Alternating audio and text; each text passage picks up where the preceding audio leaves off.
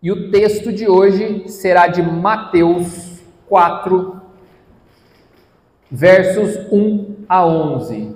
Mateus 4, versos 1 a 11. Eu estou lendo na Bíblia King James. Bíblia King James. Esse texto ele é muitíssimo conhecido. Provavelmente até aqueles que nunca tiveram a oportunidade de ler a Bíblia já devem ter ouvido a respeito da tentação de Jesus no deserto.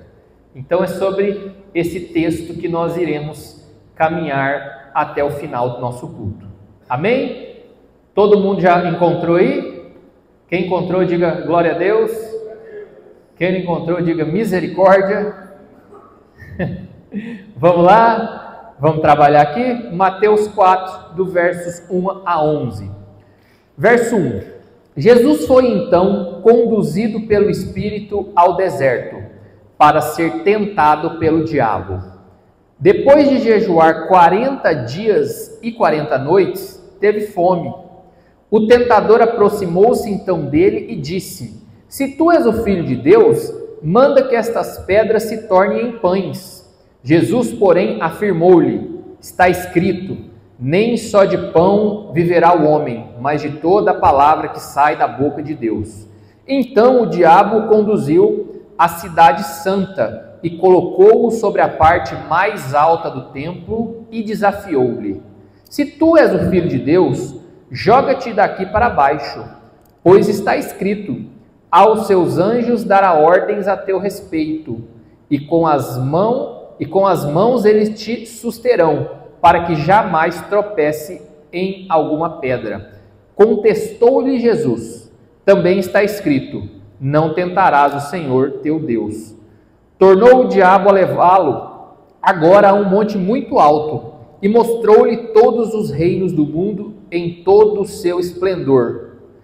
E propôs a Jesus: Tudo isso te darei, se prostrados me adorares. Ordenou-lhe então Jesus: Vai-te, Satanás. Ao Senhor teu Deus adorarás e só a eles servirás. Vamos repetir essa parte aqui? Vai-te, Satanás. Ao Senhor teu Deus adorarás e só a ele servirás. Assim o diabo o deixou, e eis que vieram anjos e o serviram. Amém? Todo mundo já ouviu esse texto, pelo menos alguma vez na vida? Maravilha. Queridos, esse texto trata da tentação de Jesus no deserto. E o contexto é bem simples. Jesus acabou de ser batizado, de receber o Espírito Santo. Então, esse mesmo Espírito Santo que ele havia acabado de receber, pegou ele pela mão e foi para o deserto. E lá ele foi tentado por Satanás, depois de jejuar durante 40 dias. Ao final, Jesus venceu e o Satanás foi embora. E aí, logo abaixo, diz assim: e Jesus começou o seu ministério. É o título dos próximos versos depois disso daqui. Maravilha? Vamos estudar aqui o que o Espírito Santo quer tratar conosco hoje. O verso 1 diz o seguinte: Jesus foi então conduzido pelo Espírito ao deserto, para ser tentado pelo diabo. Queridos, a primeira coisa que a gente percebe nesse texto aqui é que quem levou Jesus ao deserto foi o próprio Espírito Santo. E isso significa dizer que muitas vezes nós estamos passando por algumas situações que são difíceis e não tem nada a ver com batalha, não tem nada a ver com Satanás, não tem nada a ver com nada disso. É o Espírito Santo nos conduzindo para o local aonde nós vamos amadurecer. Então, se você está passando por um processo difícil, árduo, não tem nada a ver com Satanás. Você não serve a Jesus Cristo? Sim ou não? Então quem te conduz é o Espírito Santo. Então é Ele que te leva para esse lugar de maturidade. E olha que interessante, Jesus foi então conduzido pelo Espírito ao deserto com uma finalidade. A Bíblia diz assim, para ser tentado pelo diabo. Foi o próprio Espírito Santo que levou Jesus para ser tentado pelo diabo. O que isso significa, Mateus? Significa que Jesus, que Deus, que o Espírito Santo, o Senhor, está com absolutamente tudo sob o controle dele. Jesus não foi pego de surpresa no deserto. Ele não estava lá, de repente, opa, apareceu aqui. Não, ele foi lá para isso. Ele foi lá para ser tentado. Não foi o diabo que foi tentá-lo. Foi ele que foi lá para ser tentado. Entenda, o controle está na mão de Jesus. Sempre esteve e sempre estará. Nada foge dos planos dele. Quem invadiu o território inimigo foi Jesus. Ele não foi invadido, ele não estava orando e de repente, ai meu Deus, chegou, e agora, o que eu faço? Não. Ele foi lá com essa finalidade específica. Ele tem absolutamente todo o controle de absolutamente tudo. Então essa dificuldade que você está passando na sua vida, essa situação, etc, fica em paz. Jesus tem absoluto controle de tudo. O cronograma dele está estabelecido. Goste as pessoas ou não, goste Satanás ou não, ele simplesmente foi lá para ser tentado pelo diabo. Imagine o que aconteceu. O diabo tentou ele. Olha só, ele foi lá com esse intuito e aconteceu o que ele previu que acontecia. Então está tudo na mão de Jesus. Fica em paz. Amém? Estão em paz? Está todo mundo em paz? Então tá bom. E aí, verso de número 2. Depois de jejuar 40 dias e 40 noites, teve fome. Queridos, jejum é uma disciplina espiritual.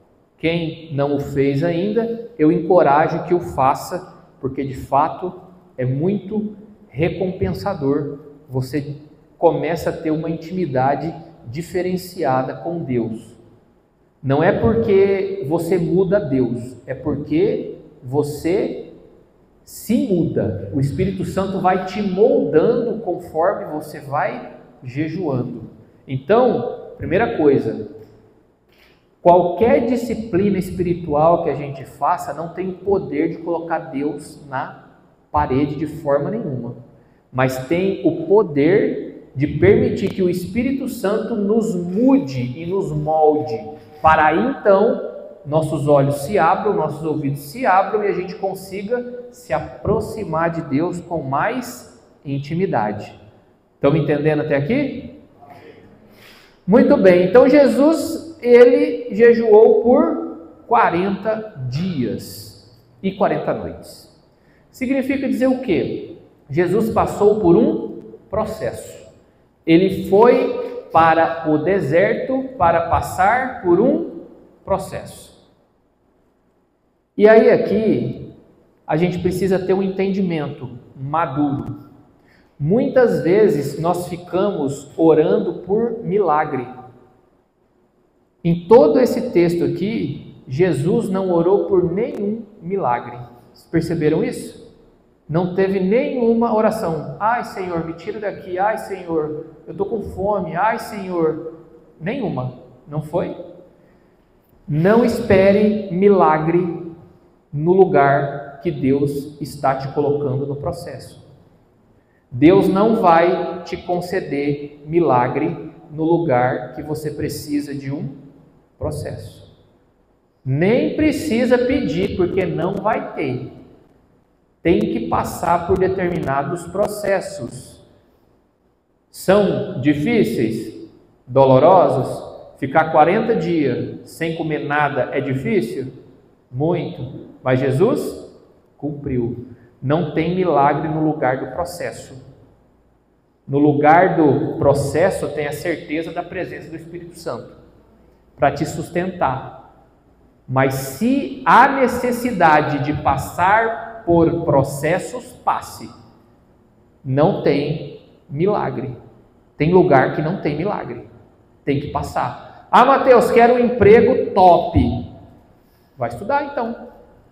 Vai ter o abrir dos céus e o conhecimento ele vai entrar assim na sua cabeça como se... Muito dificilmente isso vai acontecer. Quer aprender? Tem que estudar. Quer ter um bom emprego? Tem que se preparar. Aí não é milagre de Deus. Aí é processo. Quero ter uma grande empresa. Amém? O Espírito Santo está junto. Agora existe um processo. A gente sempre ora para Deus. Ai Deus, me ajuda aqui. A gente quer facilidade, né? Porque o milagre é facilidade, né? Você olha e fala assim, Deus, eu preciso disso. E de repente, pum, Deus entrega. Milagre. Moleza. O que você precisou? Orar. O que você fez? Orou. E o resto, quem fez? Deus. No processo, Deus te sustenta. Mas quem que vai ter que ralar? Acordar cedo, ir para cima, e etc. Nós mesmos. Amém? E aí, a Bíblia diz assim, jejuou 40 dias, 40 noites, e olha só que mistério, e teve fome. Já pensou? Você ficou 40 dias sem comer nada, e no 40º dia, você teve fome. Ora, que revelação, né? Entenda uma coisa, o processo é desgastante. O processo é desgastante. Quando a gente tem consciência de que o processo é desgastante, a gente nem se assusta com depois de 40 dias e 40 noites, teve fome, fala, ora. Por quê? Porque é desgastante mesmo. Mas entendam, em todo esse processo existiu a presença do Espírito Santo. E essa foi a promessa que Jesus nos fez. Eu vou, mas eu mandarei o Consolador, que estará contigo para te lembrar de todas as coisas. Então fique em paz. O processo é desgastante? Sim, mas tem Espírito Santo. Mas tem fortaleza de Deus nos sustentando nele. Amém? Verso de número 3. O tentador aproximou-se então dele e disse: queridos, agora aqui nós vamos começar a dar uma espiritualizada. Até aqui nós estamos só prático, né? Agora nós vamos começar a dar uma espiritualizada. O tentador aproximou-se. Percebam uma coisa, Jesus acabou de sentir fome, e essa fome descrita aqui não é qualquer fome. Eu peguei a tradução dela no original lá, tá?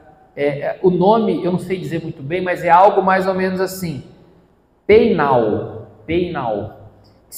que significa, que dá a ideia de trabalho árduo, de definhar, estar faminto, passar necessidade, estar paupérrimo, desejar ardentemente, buscar com desejo impetuoso.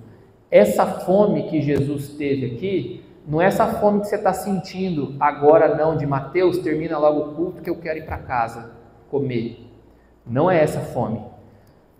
Essa fome aqui é aquela fome assim, da véspera da inanição. O próximo passo é o quê? Começar a consumir as partes mais vitais, diríamos assim. Já consumiu tudo o que tinha, o próximo ponto são as partes mais vitais. Essa é a fome.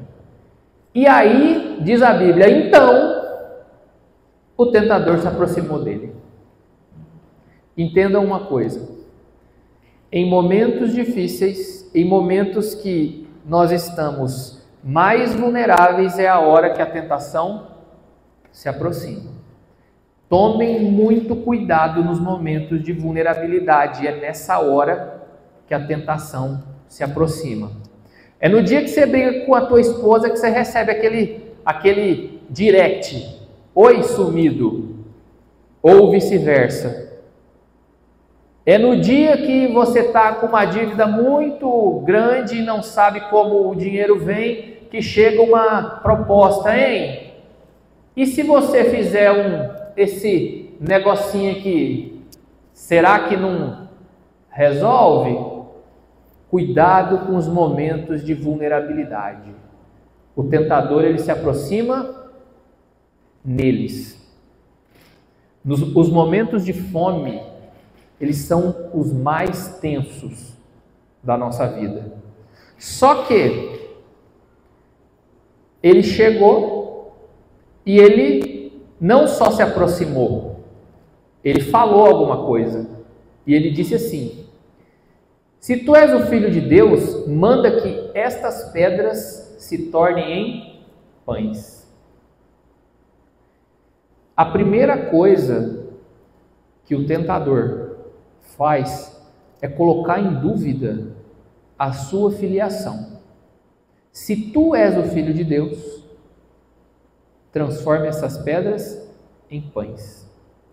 Nós precisamos ter tanta certeza da filiação que nós temos, do Senhor que a gente serve, da obra da cruz, da existência do Espírito Santo habitando dentro de nós, para que esse tipo de situação não seja um problema. Porque no dia mal, se alguém chega e fala assim: rapaz, mas você não tem um negócio de Jesus aí que parece que nessa situação você é filho de Deus mesmo?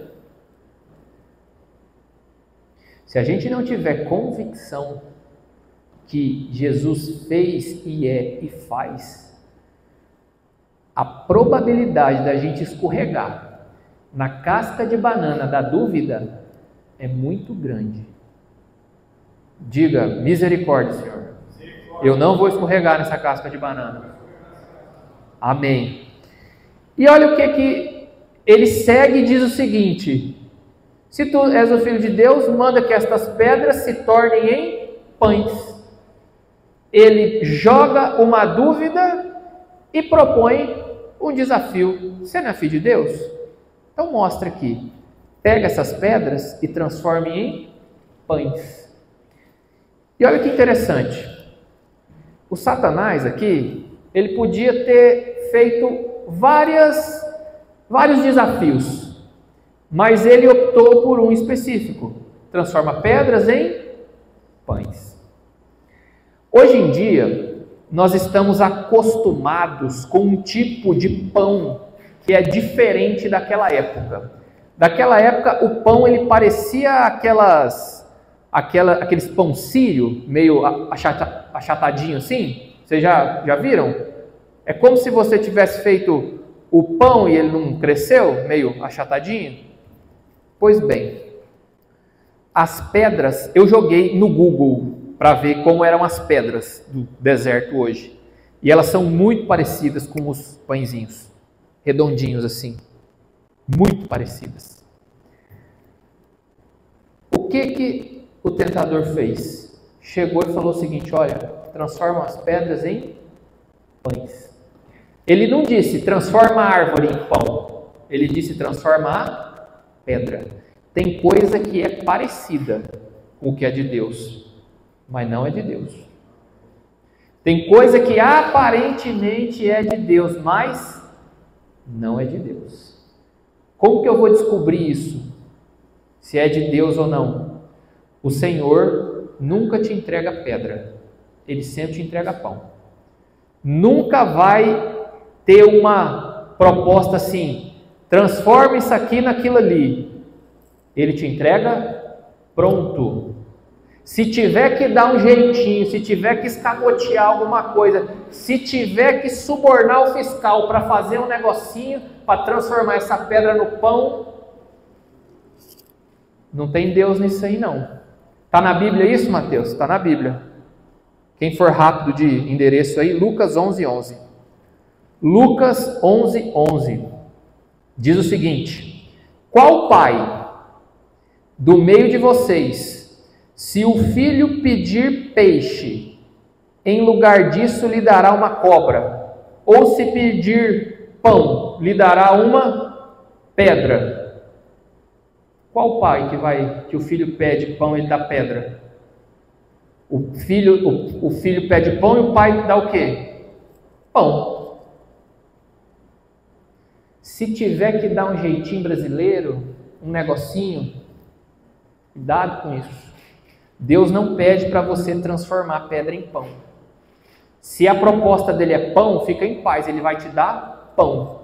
Tanto é que se vocês olharem no último verso, depois da tentação completa, a Bíblia diz que os anjos serviram a Jesus. Aí veio a comida, mas foi depois. Então, muito cuidado com o jeitinho. É só liga o alerta, que não é bem desse jeito. Tem alguém me entendendo aqui? Alguém já recebeu alguma coisa? Alguém já tomou um puxão de orelha aí? E o verso 4 segue dizendo o seguinte: Jesus, porém, afirmou-lhe: está escrito, nem só de pão viverá o homem, mas de toda palavra que sai da boca de Deus. Primeira coisa que Jesus fez depois que foi tentado, ele falou o seguinte, ele afirmou: está escrito. Primeira pergunta: por que Jesus afirmou que estava escrito? Por quê? Porque ele deve ter lido, não é isso?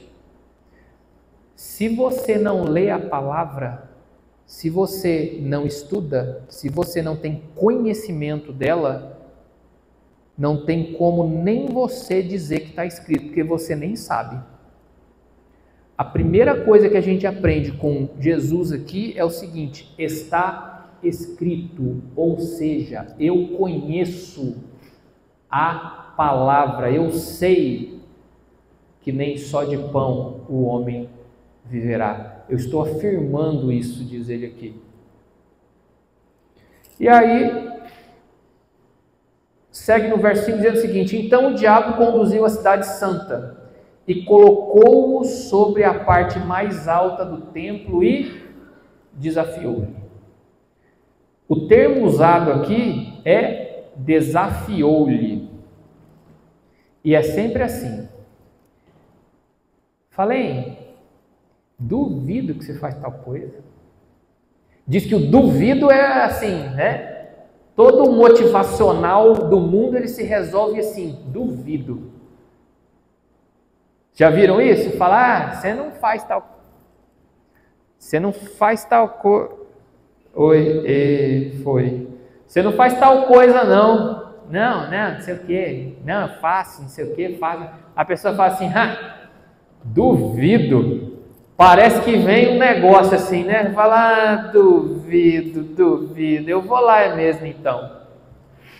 Cuidado com os desafios. Tem desafios que não são da tua conta. Você não precisa provar nada para ninguém. Você não precisa... Obrigado, pastor. Você não precisa provar absolutamente nada para seu ninguém. Cuidado com isso. E olha o desafio que o diabo fez para Cristo. Se tu és o Filho de Deus, joga-te daqui para baixo, pois está escrito, aos teus anjos dará ordem a teu respeito, e com as mãos eles te susterão, para que jamais tropece em alguma pedra.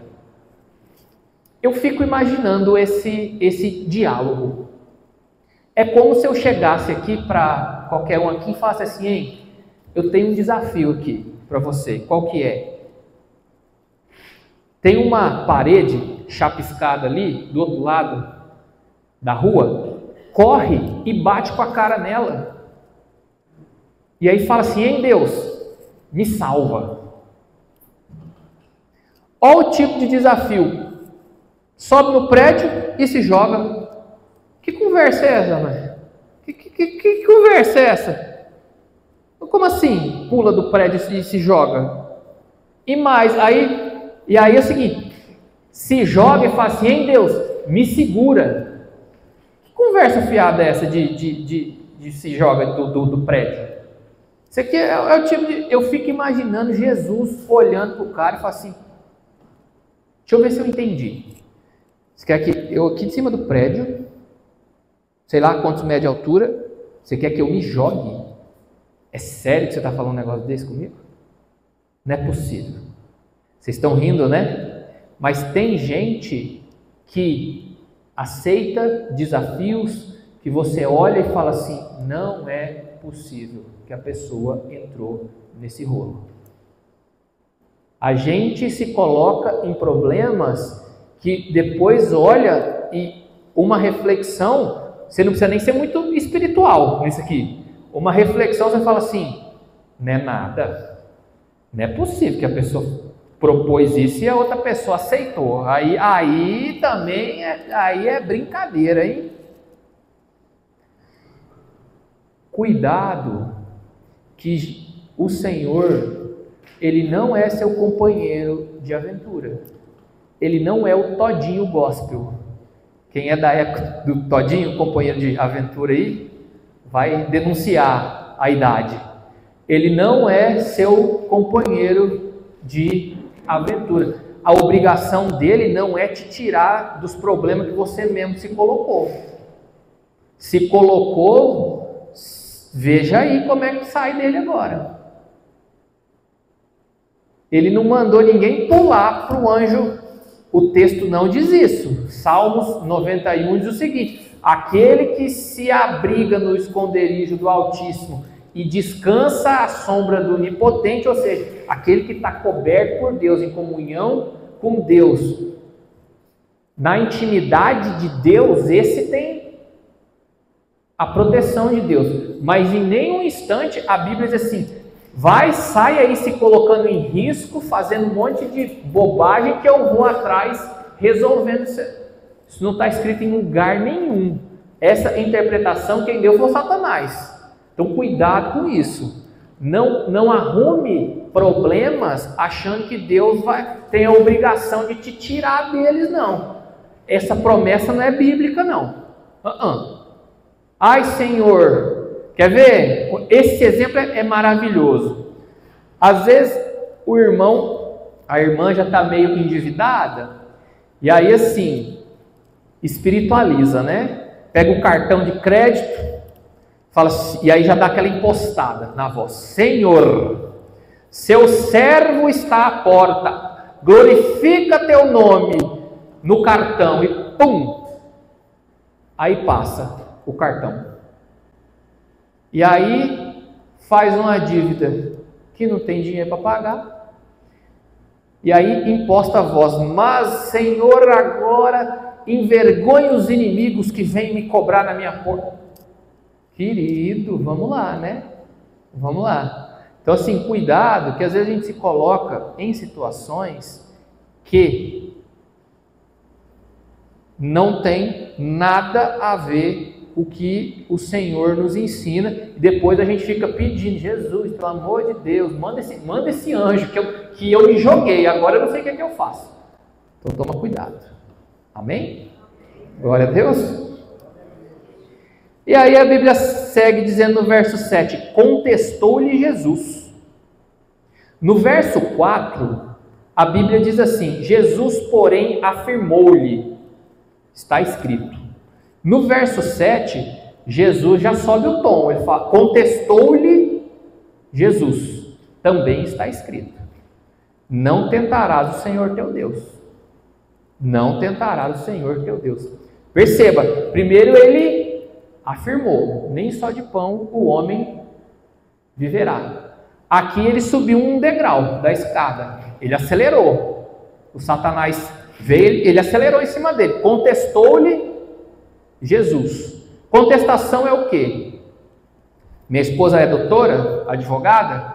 Quando alguém te demanda, o advogado depois ele contesta, ele rebate aquilo que a pessoa fala. Olha, aconteceu isso, isso e isso. Aí vem o advogado da outra parte. Não, na verdade foi assim, assim, assim, assado, por conta disso, disso, disso, daquilo. Contestou. Subiu o nível. E ele disse assim: também está escrito. O que quer dizer também está escrito? Além de conhecer o que está escrito, nós temos que ter o entendimento do contexto. Texto sem contexto é pretexto para fazer qualquer coisa. Também está escrito, ou seja, o contexto do que você está dizendo não é isso aí não. Tem nada disso de me jogo e o anjo pega. Porque também está escrito: não tentarás o Senhor seu Deus. Como assim? Eu me jogo e falo Deus me pega, se você não pode tentar?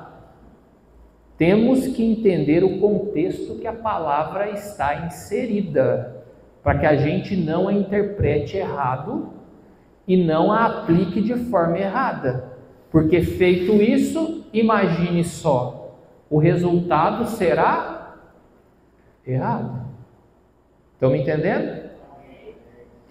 E aí, verso 8. Tornou o diabo a levá-lo agora para um monte muito alto, e mostrou-lhe todos os reinos do mundo em todo o seu esplendor, e propôs a Jesus: tudo isso te darei, se prostrados me adorar. O que aconteceu? Jesus contestou ele, não entrou nessa conversa de tentar Deus. Aí ele levou para um monte mais alto e falou assim, e aí o termo aqui é: e lhe propôs. Ele fez uma oferta. E quantas vezes a oferta não vem, e se a gente não estiver atento, a gente não entra, a gente não morde a isca. E olha a proposta que ele fez aqui: eu te dou tudo isso aqui, ó, se prostrados me adorar. A primeira tentação de Jesus diz respeito a coisas físicas. Estava com fome. Seria aquele primeiro, a base da pirâmide, né? Fome, sono, sede. A segunda, ele trouxe questões espirituais. Você não é íntimo do seu pai? Você não é o filho de Deus? Se joga, que ele te pega. A terceira, ele foi no ápice da... Como eu posso colocar isso? No ápice da ganância humana. Eu te entrego tudo. Eu te dou poder, se você me adorar. Então ele jogou em três coisas: coisas físicas, espirituais e, por fim, poder. Existem pessoas que nessa terceira cairiam. Fala, rapaz, tudo isso aqui, tudinho, eu mando em tudo aí, todo mundo, Tem gente que fala, rapaz, só me diz onde eu assino, que aí a gente resolve isso aqui. Tomem muito cuidado com as propostas de poder. O poder, ele é importante, o nosso mundo ele é regido por eles, só que ele tem uma força de corromper o coração do homem. Se a gente não vigiar, a gente escorrega. Você já viu gente que estava tudo bem, deu uma melhoradinha, recebeu um poderzinho, saiu pisando na cabeça de todo mundo? Conhece alguém assim? Já passaram por alguma situação assim? Já foi esse alguém? Se foi, vamos arrepender, para não acontecer de novo. Então tomem muito cuidado, o poder ele corrompe. E aí Jesus, diante disso, ele diz assim: ordenou-lhe então Jesus, olha o verbo, primeiro foi afirmou, depois foi contestou, o terceiro ele subiu no último degrau da escada, botou o dedo e disse assim: vai-te, Satanás, porque está escrito, ao Senhor teu Deus adorarás e só a Ele servirás. O que Jesus, ele deu uma ordem, falou: sai agora. E aí a Bíblia diz assim: porque está escrito, ele disse. Primeiro ele disse assim: está escrito. Depois ele falou: também está escrito. Por fim ele falou: porque está escrito. Ele conhecia o texto, ele sabia o contexto da aplicação, o contexto, e por fim, porque está escrito, ele sabia os porquês daquele texto. Ele sabia como aplicar, qual é a aplicação prática. E aí ele apontou o dedo e ordenou: vai-te, Satanás, porque está escrito, só o Senhor teu Deus amarás e prestará culto somente a Ele. Percebam uma coisa, Jesus foi caminhando em autoridade. Primeiro ele falou: está escrito. Depois ele contestou: também está escrito. E por fim ele ordenou: porque está escrito. E essa é a proposta que Jesus tem para nós, que a gente cresça em graça, em entendimento e em autoridade na palavra dele. A gente sabe que está escrito, a gente sabe o contexto que foi escrito e a gente sabe como aplicar aquilo. Isso traz uma autoridade, e não sou eu que digo, os verbos do próprio texto diz.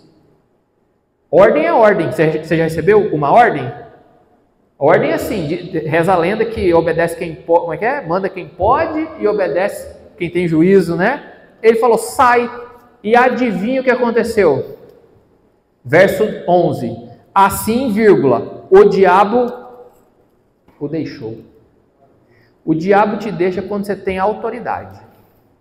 E eu não sei se vocês perceberam aqui, mas essa história, ela é o cumprimento de um versículo bíblico.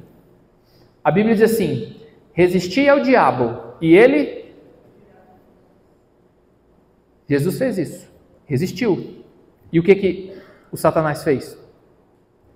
Porque é bíblico, a palavra disse: se você fizer do jeitinho que ela mandou, vai acontecer exatamente aquilo que foi dito. Jesus resistiu e o diabo foi embora. Amém? Amém?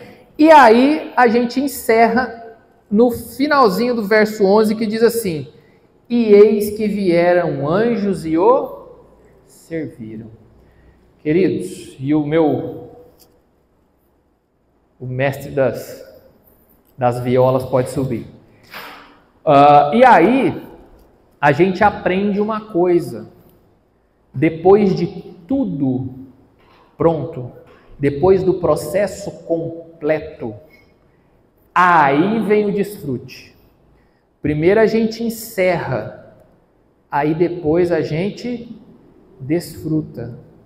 A gente, por vezes, tem o mau hábito de encerrar o processo no meio.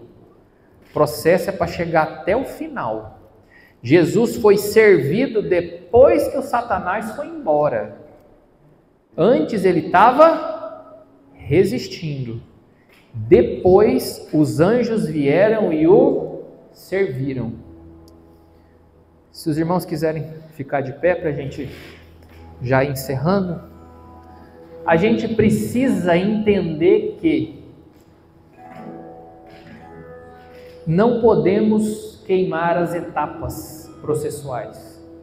A gente precisa entender que a palavra de Deus é quem nos fortalece é quem nos instrui, é quem nos ensina para onde nós vamos, como vamos, o que faremos e como nos movimentaremos.